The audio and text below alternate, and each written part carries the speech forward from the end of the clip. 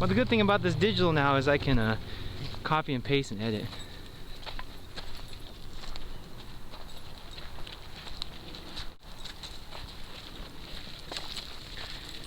Welcome. Thank you for returning the Neptune knives.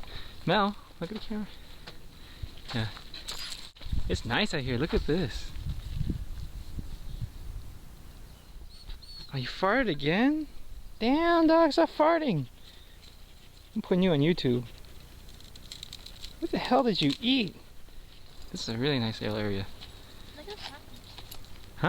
Look at the flowers. You see? Mel.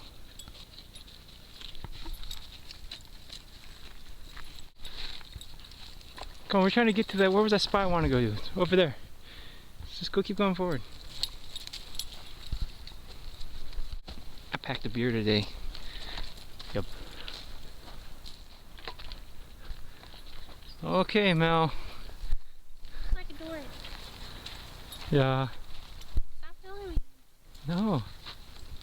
How'd you get all shy?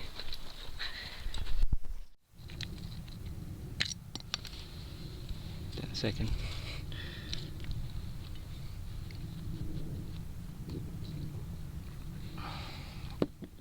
Leave it, Charlene. Frank dog likes the beer. People may think now that I am suggesting that, you know, to get a stage 2, and I'm not. If you were to choose between a Sebenza or stage 2, I suggest stage 2. If I had to say for the price of stage 2, do I recommend stage 2? I'm not saying that. Okay? The key thing about the Sebenza, which I guess I'll take apart right now, is they say the tolerances. And what that basically means is just they're saying that the pivot, the Sebenza pivot, has a bushing. Basically, there is a washer that goes around the female that basically spaces out this area for the blade, so that when you take it apart and put together, you know, you don't need Loctite because there's a constant tension that's pushing this apart. That, you know, like I said, that maintains that space, that washer. Now, is the stage 2 tolerances as good as Sebenza? No, but they are good. And what happens is, Spyderco, I think, knowing that's not as good. Now, if you can see all these parts falling off, that's because these females. Now, that's the first thing I'm going to say is one of the flaws. See this on camera, just, you know. So, okay, you know, let's say I laid it down. Okay, so definitely the stage 2 tolerances. Yeah, there's areas where the machining is not as precise, especially this bushing area on the Sebenza. So, see, so it's that in there. That little piece. It's basically a washer that goes around the female. But you can see it's slightly, just ever so slightly, machined thicker than the blade. That washer serves as a spacer right here, you know, that when it goes there, like I said, it keeps these two pieces of titanium separated just enough so that when you screw down this male screw into that pivot, that space is perfect, the tension's perfect, and you don't have to worry about trying to center it. What Spyderco did was something else. They opted to simplify this process, what I mentioned before, and this is one of probably the first pleasant things about the Sage 2, which makes it very nice. There are two things about the Sage 2 that I feel make it more, how I say, user-friendly, and at the same time more simple to maintain. It's like they compensated for not being able to perhaps, you know, make sure every Sage 2 had that precise manufacturing of that pivot bushing. What they did instead, let's see, was they opted for a stop pin that would serve as that spacer. So basically on the Sage 2, the stop pin does what the bushing does in a Sebenza. So now this here is cut to just the right precise measurement, this little rod, stop pin, and it also keeps a specific space for the pivot so that the blade functions the same way, so that the tensions, you know, centering is easy. Pivots is shouldered and notched. You see the little flat section. So, you know, okay, now that one slides in and out, right? So you would think that the pivot needs Loctite, but because of this stop pin serving as that kind of spacer, just like on Sebenza, the nice thing about the Sage 2 over the Sage 3 is you don't need Loctite, because there is a tension there. You see, it's actually not a female. It's actually there's another screw on each side. So if you notice this, that's the first thing you'll notice. The sage, the screws aren't falling out. You see, you unscrew one side because each spacer has two screws on each side that go in. So unlike the Sebenza, where if you were to lift it up right now, and things would fall out and you have to find a surface to put it down on, the sage you can do like this, you see, and still have everything in place. So it's much easier to maintain. That's one of the first pleasant things I would say about it. That's one of the first more easy to maintain, intelligent, intuitive ways of designing it. Okay, and then second is to compensate for perhaps that lack of being able to provide precise machining of the pivot. They simplified the cost and process by using that stop pin. So then what happens for a pivot on a Sage 2 is this.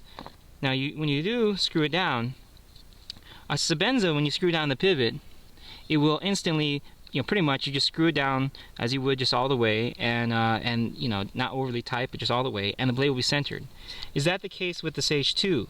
No, but the Sage 2 compensates in a different way, and it works just as fine, and I'll show you that right now. So in Sage, you can see. Okay, let's say it wasn't. Let's see how centered it is. Okay, the Sage, because there are two male screws on each side for the pivot, you can tighten one or loosen one, and then it'll shift the blade around. You see how it went really far that way now? Okay, so you just, like I said, you just loosen one side, see, and it moves it around. If you can see this. See, loose, tighter. You get centered. See? You can just easily screw each side down and get it to be centered, no problem, and not need Loctite on the Sage 2 either. So now, what makes the Sebenza construction, I guess you say, assembly, so I would say, to me, I feel it's more hassle than it's worth compared to a Sage 2, is because of all these females. You see, they just slide. You have to have something that keeps everything flat down. Then the next tricky part about the Sebenza is, because of that bushing, you see, this Foster Brown's washer has to stay, you have to make sure it goes right around that bushing. So you have to check, because if you put it together and that's not done precisely, then it could be like this, and when you screw it down, everything will be off. So you have to make sure that that's okay. Then you have to put the blade tang, of course. Okay, and then on top of that, you have to make sure now that you get this washer to go right around that bushing too, just like that. Because again, if it's like this and you screw it down, it won't work. So you do that, okay, and then finally put the titanium on top, and then hope.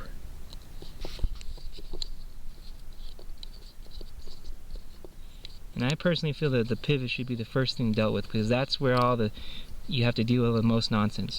The tension of the lock being the knife being locked up against the stop pin will help keep that stop pin from sliding out. For me, it's just easier to first get that pivot dealt with.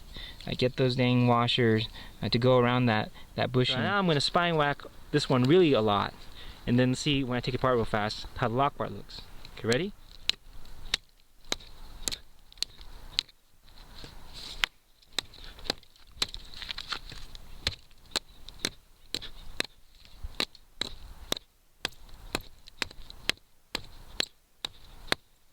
Okay, you can see the lock bar has engaged all the way after that. Now, this is now something I don't want anyone to do, of course, but I'm going to do it because I think a lot of people don't know the performance of S30 necessarily overall as a steel. I feel that S30 is quite strong. I mean, it's not my preferred, but at the same time, it is good. And I think it can do more than what people realize. Now here, this is not even a 3mm blade, and everyone knows the Sage tip is rather narrow. So the tip is still there.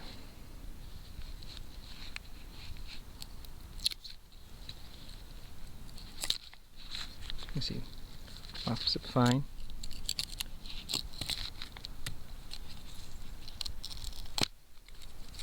I think people would be more surprised than what I think they don't realize. Even a knife as thin as this Sage 2, that tip, how durable it actually is. You see? See?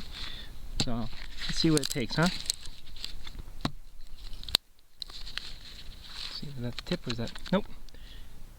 Again, tip's still there.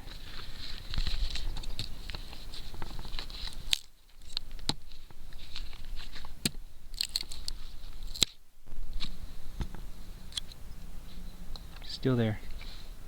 You know, everyone knows that I like a stronger tip, a thicker blade stock. You'd be surprised at how strong, you know, S30V can be, you know? And look at this. This is a little Sage 2, and look at its prying ability, you know?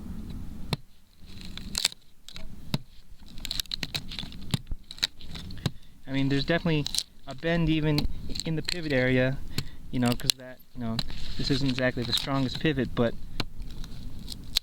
yeah, with all that, see, look, tip is still there. I know the camera's not doing the best at focusing right now. The tip is fine. Now, last thing, I'll do a quick little taking it apart to see what that lock bar looks like. A couple more whacks.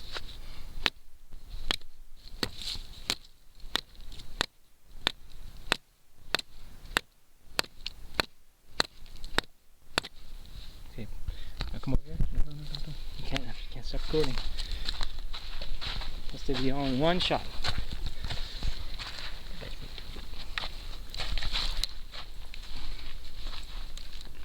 So let's see.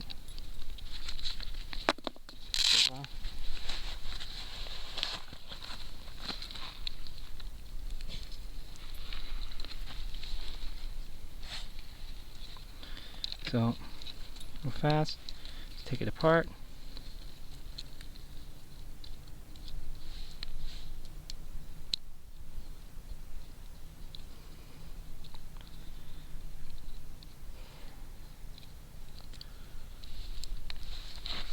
And last but not least,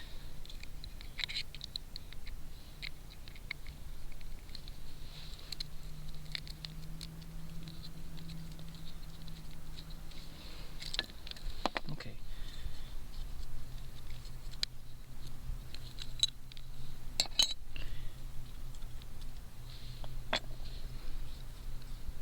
Final shot for this video.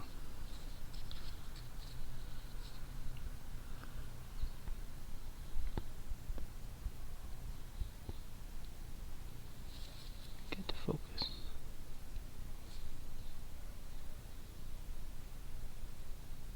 Look at that. Not even any damage. So whatever spyderco did, they did a good job on this lock bar, because it is pretty durable.